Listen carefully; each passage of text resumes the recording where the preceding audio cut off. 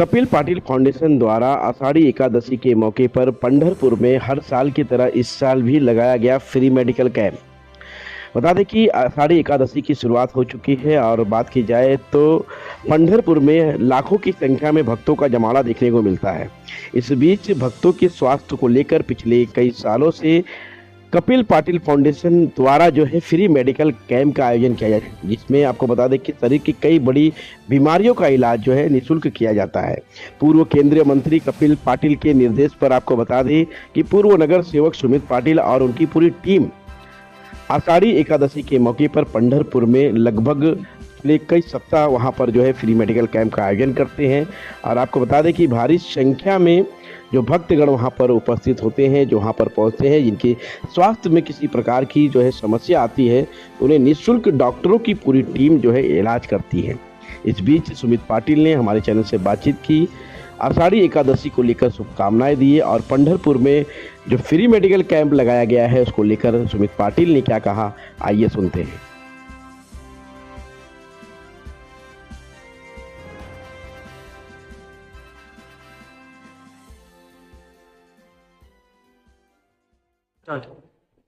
कपिल पाटील फाउंडेशनच्या वतीने या वर्षी देखील आषाढी एकादशीच्या निमित्ताने कपिल पाटील फाउंडेशन यांच्या वतीने पंढरपूर येथे आज आरोग्य शिबिर तसेच ब्लँकेटचे वाटप, छत्री वाटप असे 3 उपक्रम आम्ही दरवर्षीप्रमाणे यावर्षी मोठा उत्साह साजरा करत आहोत। आज आपण बघाल की लोक जे वारीला चालत आलेली जी लोक आहेत ते वारकऱ्यांसाठी खरं तर एक आम्ही समस्त पुण्याचं काम आहे की आम्हाला त्यांची सेवा करण्याचा आज आनंद मिळतो।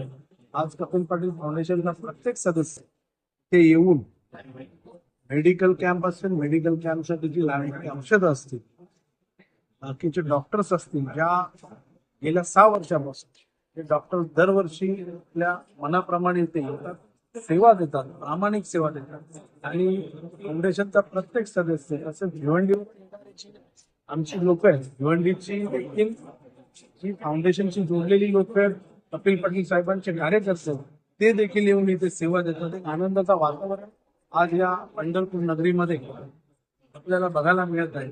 आणि एक आनंद म्हणजे मी या फाउंडेशनचा अध्यक्ष माननीय आमचे माजी मंत्री कपिल पाटील साहेब यांच्या प्रेरणेने ही आम्ही एक सेवा चालू केली होती।